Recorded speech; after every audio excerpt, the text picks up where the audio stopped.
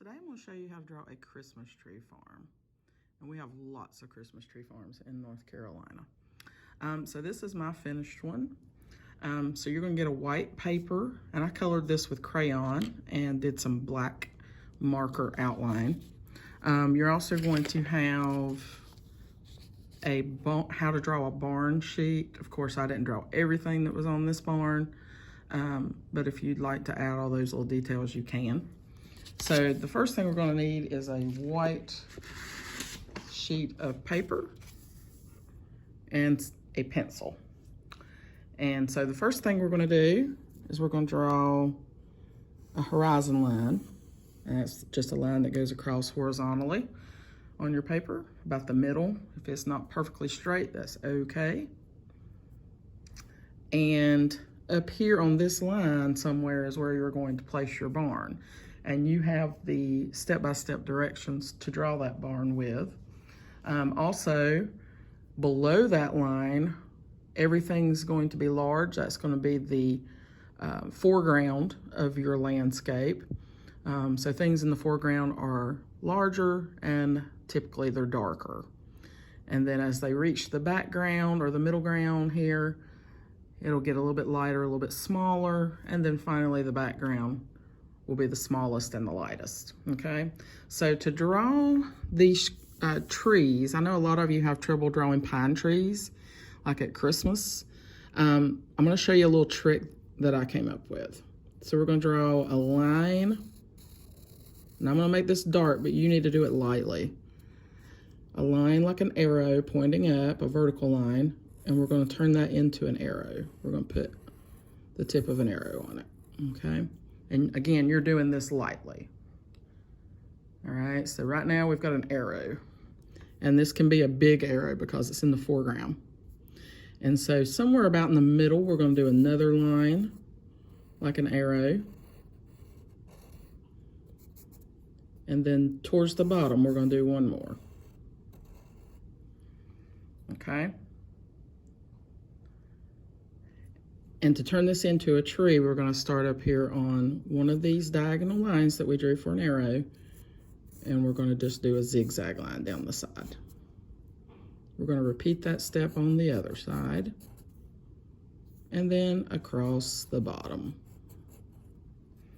And that gives you a pine tree shape.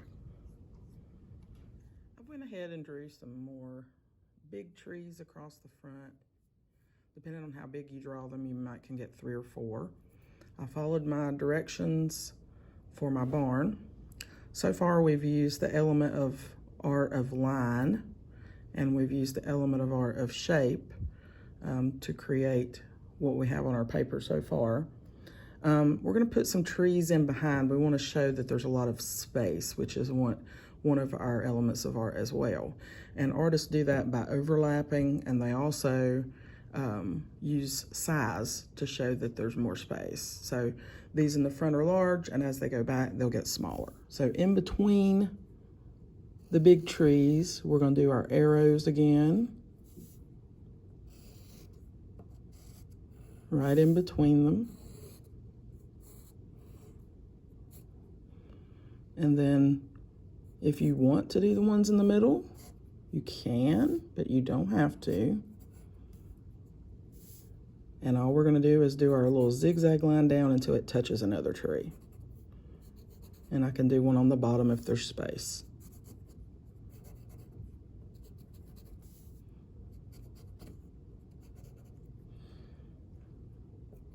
And there's our next row of trees.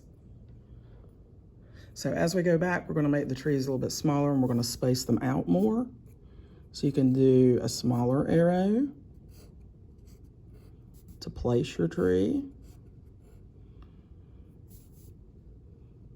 And if you want to continue doing the little arrows on the bottom, you can. If you don't think you need them, you can drop them at this point.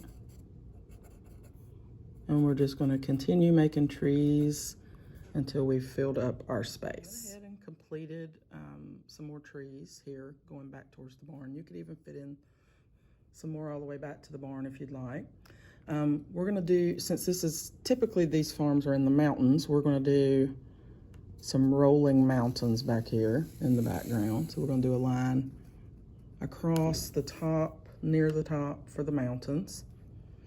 And if you've ever been up in the mountains and seen a tree farm, most of the time you'll be able to see the trees far away on the sides of some of the mountains. So we're going to do some rows of trees back here, and they're going to be small.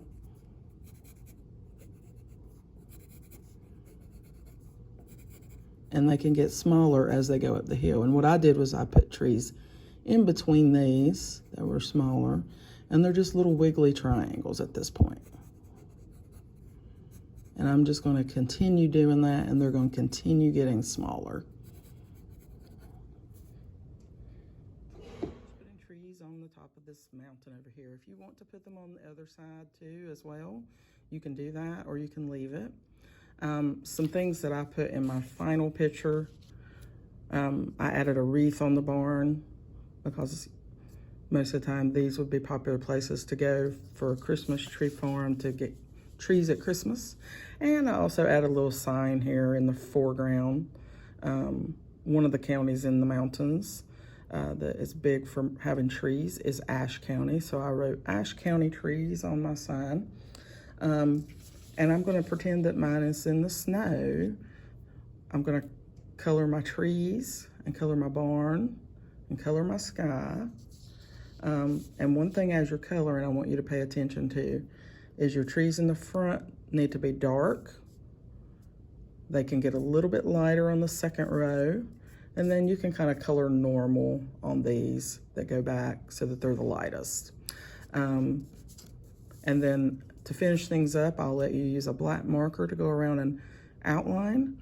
You don't need to outline all these itty bitty trees because we're not going to see as much detail on those, but on the ones in the front 2 rows, we want to kind of outline a little bit, maybe put some little designs inside. You can see I took a brown and did a little bit of a tree trunk on these first 2 rows. That's where you're going to see all the details. Back here, we're not going to see all that. But you can outline your barn if you'd like to, and your hills of snow.